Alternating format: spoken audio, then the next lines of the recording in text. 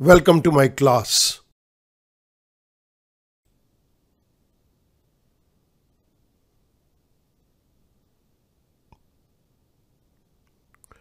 The Indian Contract Act 1872.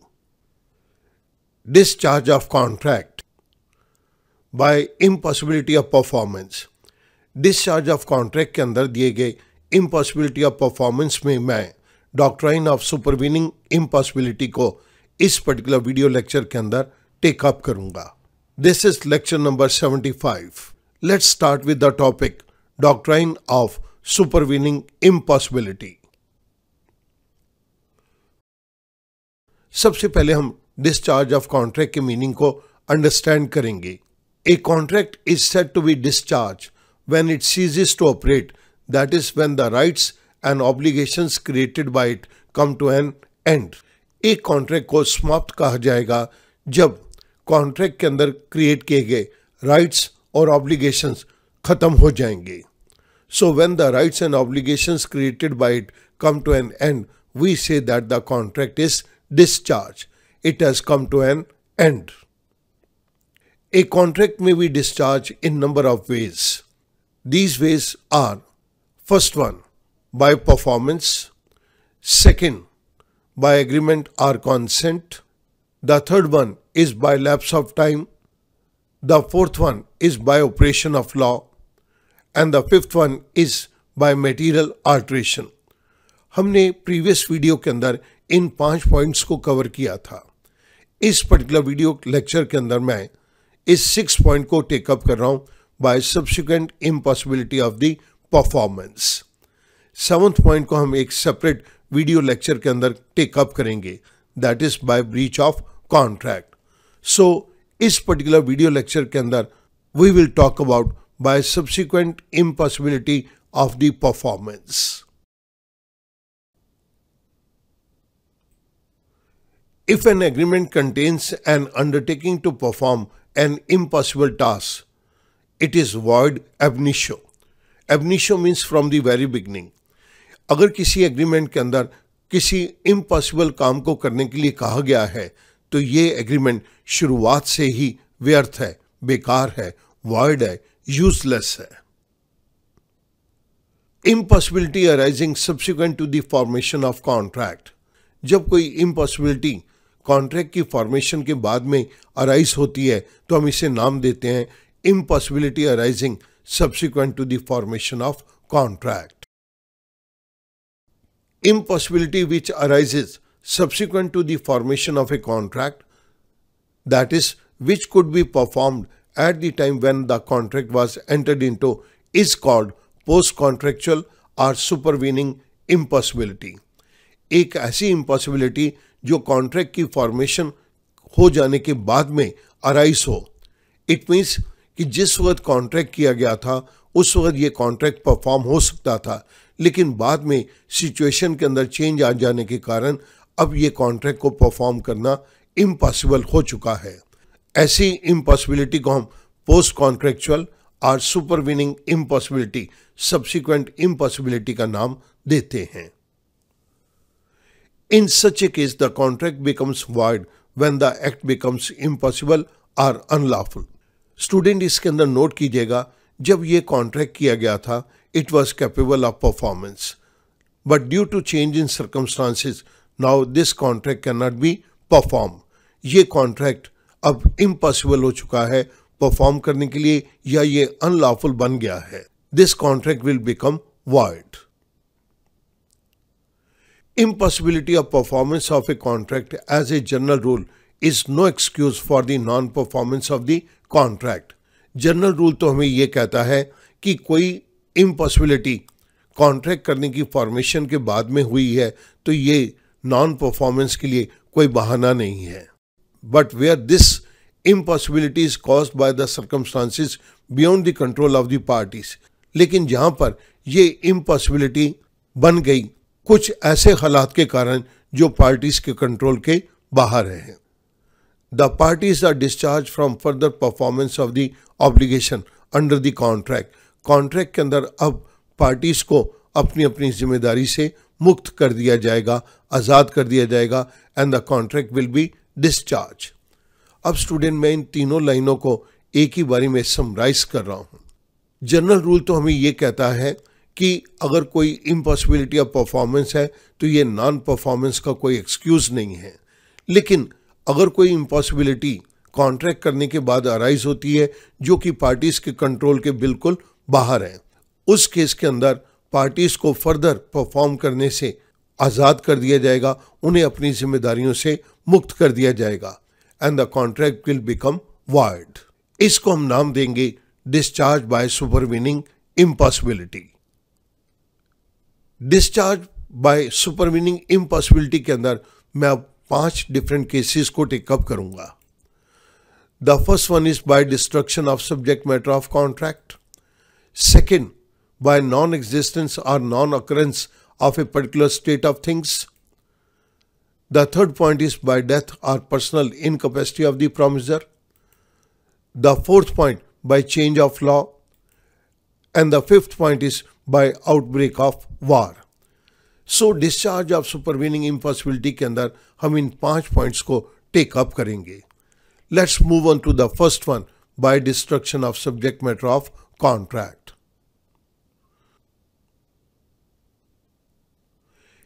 If the subject matter of the contract is destroyed subsequent to the formation of the contract without any fault of either of the parties, the contract shall become void.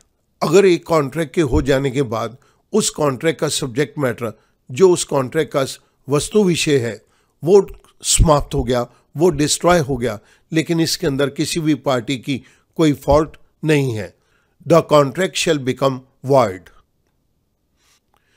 इसके लिए मैं आपके सामने एक case को take up कर रहा हूं। We have mister seller with us and we have mister buyer with us. Seller says I want to sell you my ship for ₹2 crore, do you want to buy it. Seller ने buyer को एक offer दी, मैं अपना ship तुम्हें 2 करोड़ के अंदर बेचना चाहता हूं, क्या तुम इसे खरीदोगे। Mister buyer, yes I am willing to buy it. Buyer ने अपनी एक्सेप्टेंस दे दी। सेलर की तरफ से ऑफर है, बायर की तरफ से acceptance. Offer plus acceptance, it makes an agreement. Before the due date of performance the ship sunk in the sea. ये शिप जब रास्ते में आ रहा था तो समुद्र के अंदर ही डूब गया।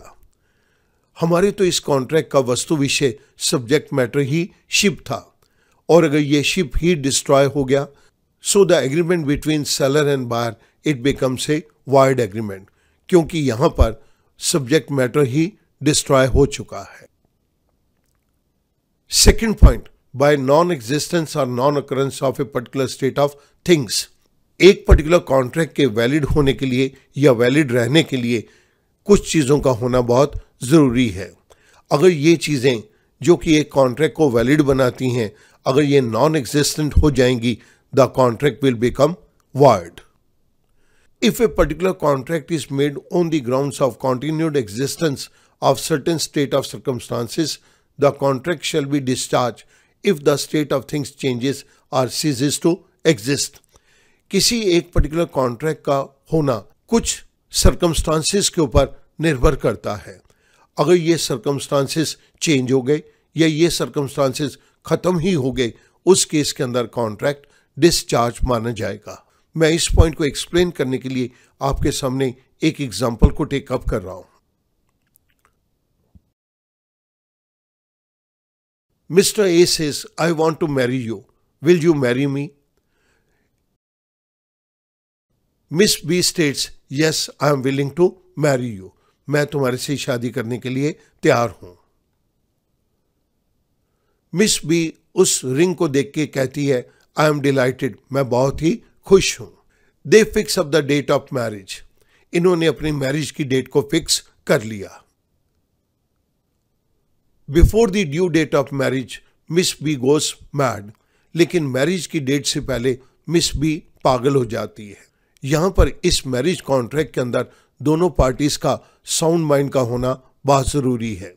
दोनों पार्टीज अपना एग्रीमेंट करते वक्त भी साउंड होनी चाहिए, और जब इस एग्रीमेंट की परफॉर्मेंस होगी उस समय भी ये दोनों साउंड होनी चाहिए।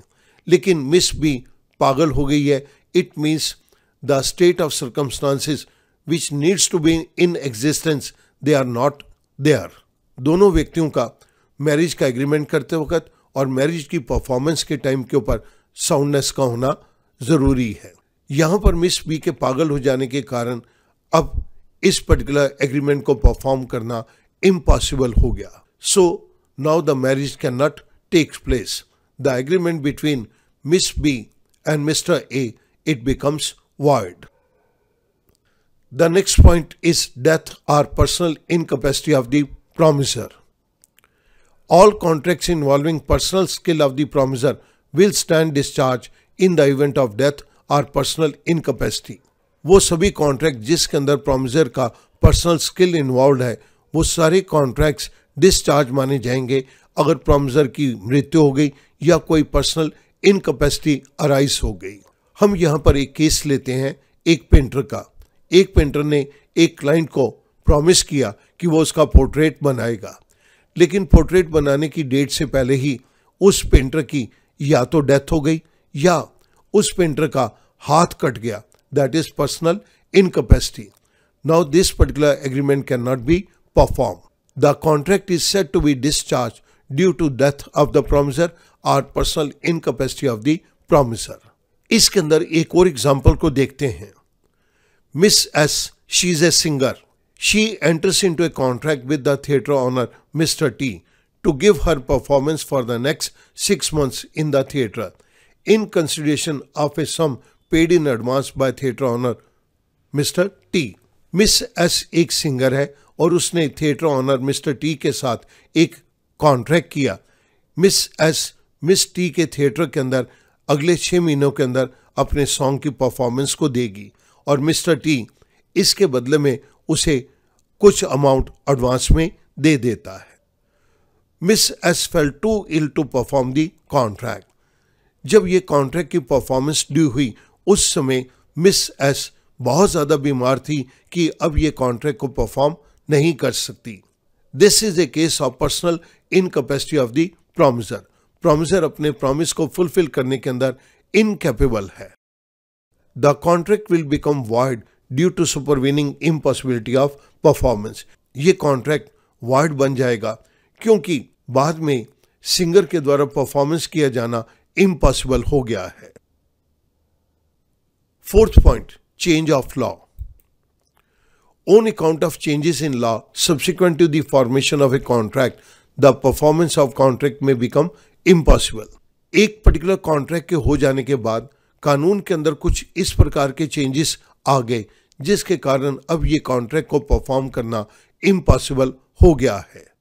इसके लिए एक एग्जाम्पल को टेकअप करते हैं। Mister M, a plastic bag manufacturer, enters into a contract to supply 10 tons of plastic bag every month to Mr. B.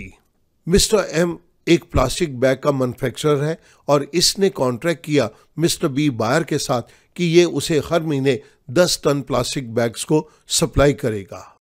Mister B will make payment on receipt of bags. हर महीने mister be in bags को ले लेने के बाद इसकी payment करेगा।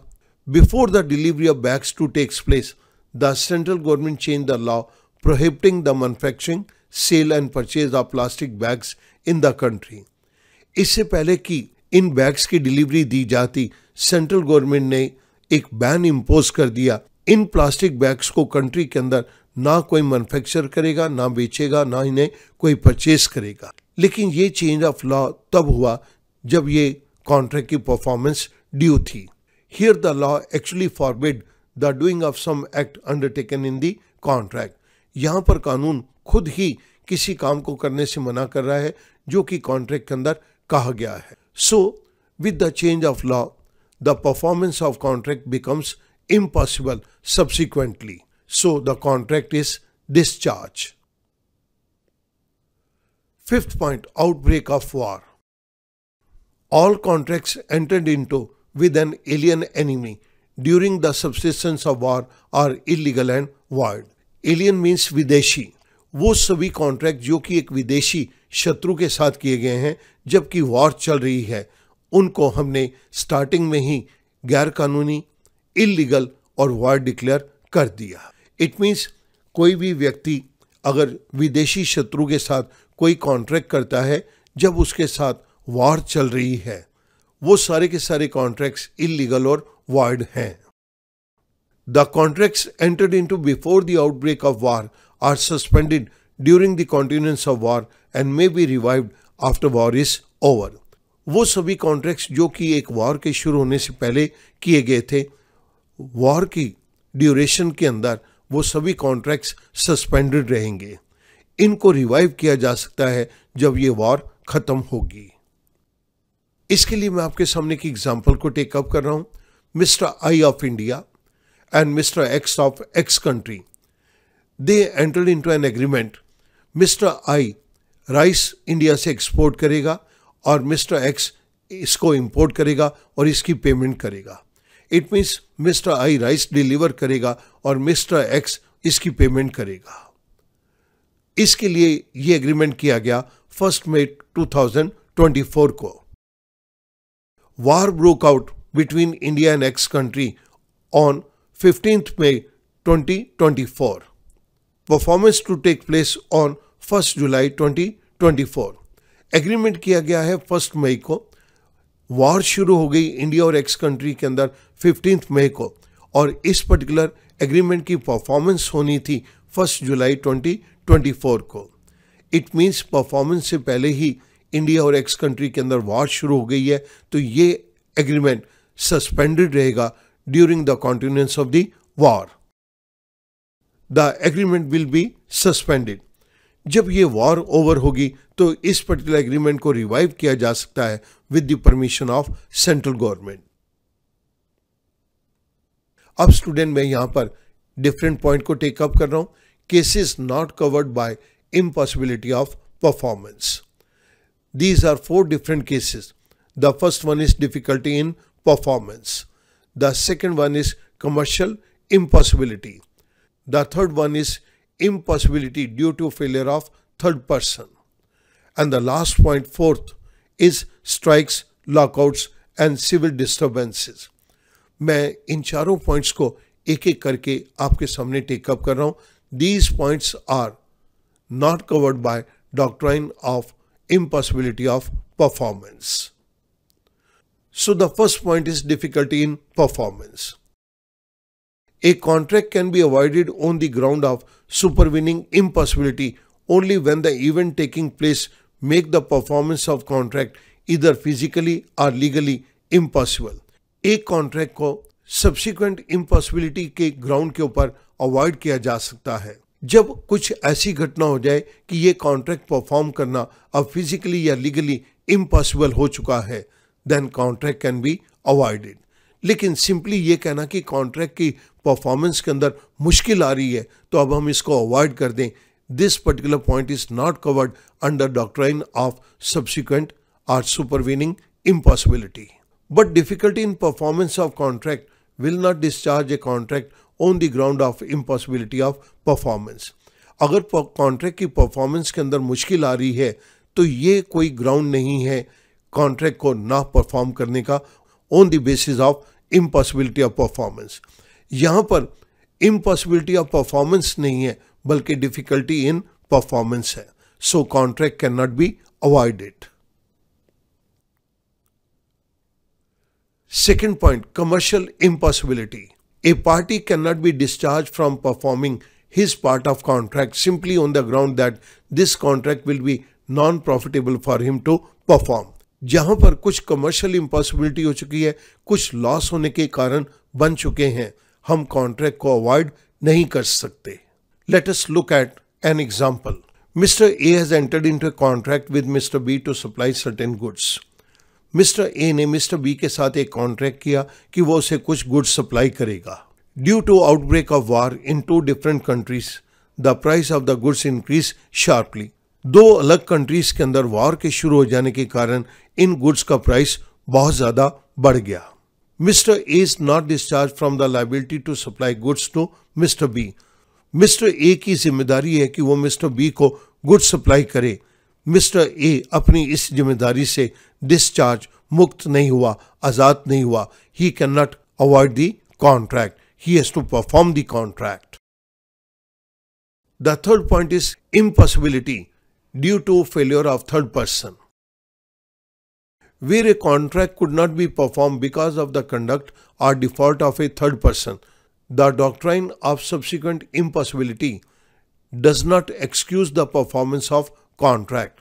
Doctrine of subsequent impossibility इस तरह के कॉन्ट्रैक्ट के अंदर परफॉर्मेंस को माफ नहीं करती. It means this contract has to be perform under all circumstances where the default is with the third person.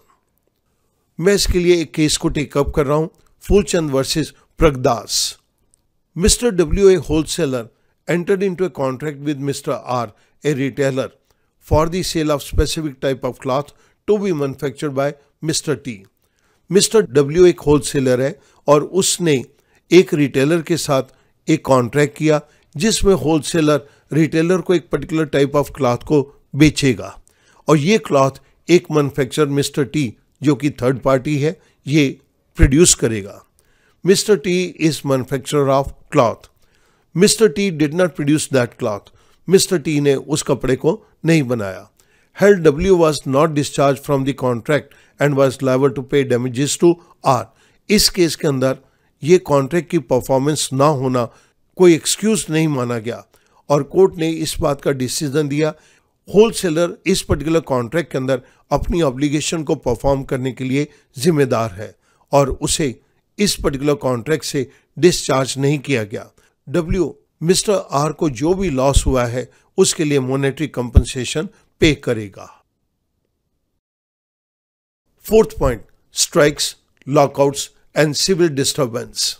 Strike means हड़ताल, लॉकआउट मीन्स तालाबंदी.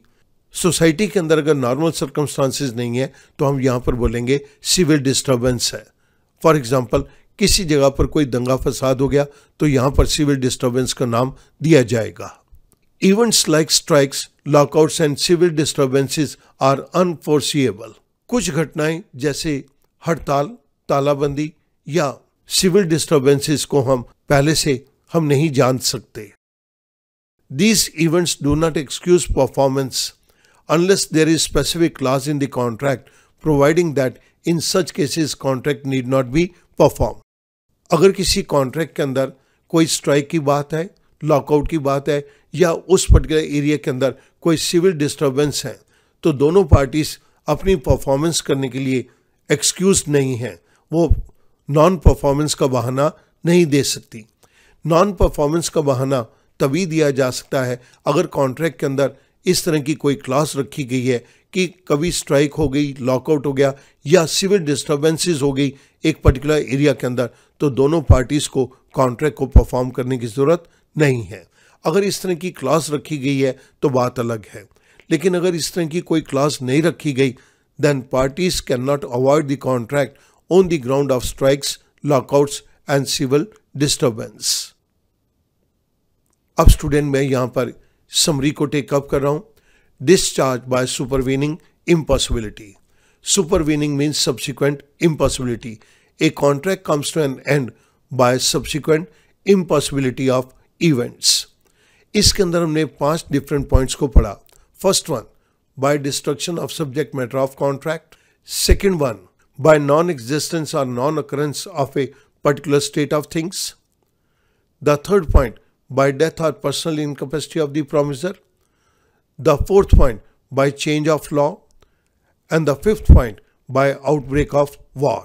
हमने इस वीडियो लेक्चर के अंदर इन 5 पॉइंट्स को कवर किया है और इसी के साथ साथ हमने 4 पॉइंट्स कवर किए जिसके अंदर हम डॉक्ट्राइन ऑफ सुपरवीनिंग इम्पॉसिबिलिटी का सहारा लेके कॉन्ट्रैक्ट को अवॉइड नहीं कर सकते. I hope discharge of contract by impossibility of performance will become easy to you. Thank you very much.